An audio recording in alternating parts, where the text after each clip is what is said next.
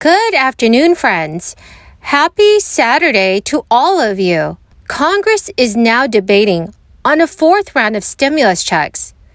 However, there are some lawmakers that suggest that this new round of relief payments should go out to a more targeted group of individuals. This will mean that some Americans may be left out. Dear friends, please make sure you watch until the end of this video to find out if you will be receiving a $2,000 fourth stimulus check. I will also be giving away a $75 Walmart gift card 4 days a week.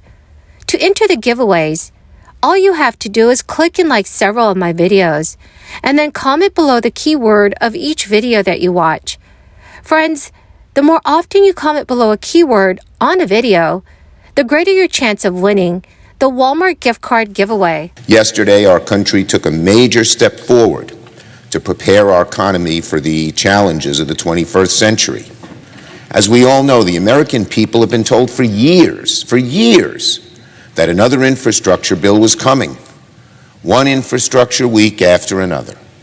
But after yesterday, we can now tell the American people that an infrastructure law is here. The President signed it yesterday.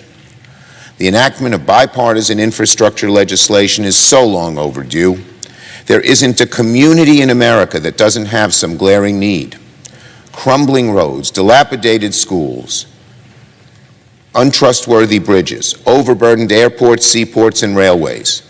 The new infrastructure law will tackle these challenges head on.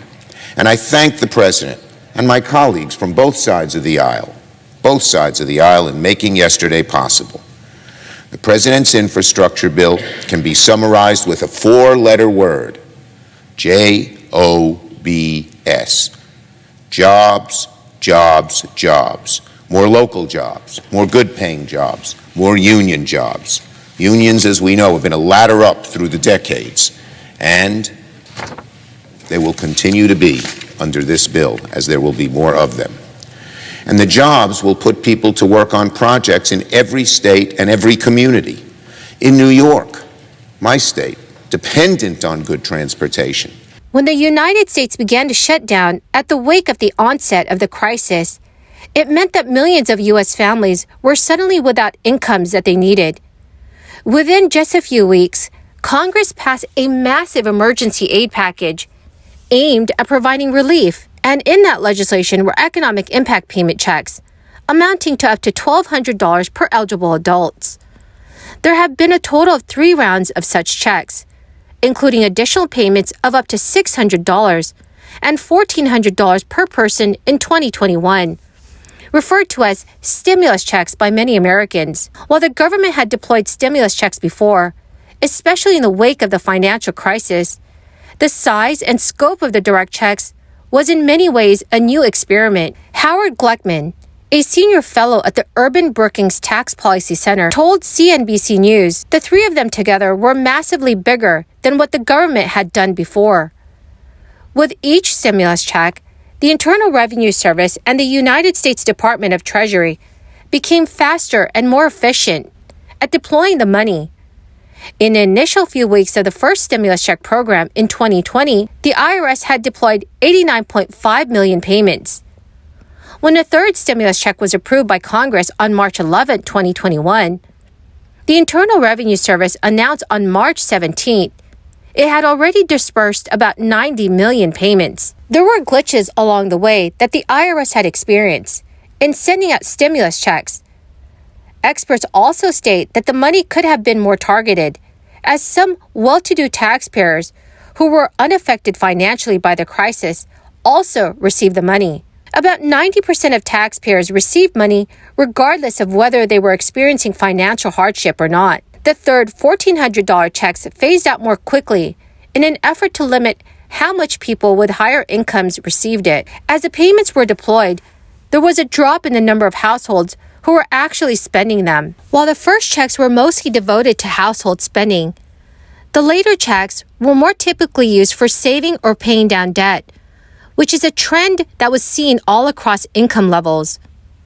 But Washington leaders bargained down the $600 per person for the second round, which led to another legislative package with $1,400 payments to top those off after President Biden was elected. Those last checks happened just as the economy was about to improve. So friends, how do you think our economy is doing? And do you think that another round of stimulus checks should be more targeted? Please leave me your thoughts in the comment section below. Vermont Senator Bernie Sanders has warned Democrats that the party is on a course for a heavy defeat in the November midterm elections, barring a quick course correction. Senator Sanders told reporters, "The Republicans stand an excellent chance of gaining control of the House and quite possibly the Senate." The White House and Democrats in Congress have charged that Republicans have no plan to correct a series of crises facing the country, except to raise taxes on low-income Americans. But Senator Sanders said Thursday that the line would not fly with the public. Friends, the key word for this video is juniper. If you would like to enter tomorrow's Walmart gift card giveaway, please click and like several of my videos, and then comment below this keyword, which is juniper, and additional keywords of any video of mine that you watch. And do make sure that you're also subscribed to my channel. Thank you so much, friends. Several factors are working against Democratic plans to retain control of Congress for another 2 years. And at the same time, President Biden has historically low job approval ratings, as low as 33% in a recent survey. Meanwhile, sky-high gas prices, annual inflation rates hovering around 40-year highs, and a baby formula shortage have Americans stewing over just how bad things can get. Sanders has suggested that Democrats acknowledge that their agenda is hamstrung by Democratic Senators Joe Manchin and Kyrsten Sinema, both who refused to buck the 60-vote filibuster in the 50-50 chamber. Democrats came together to pass a $1.9 trillion crisis relief bill in 2021.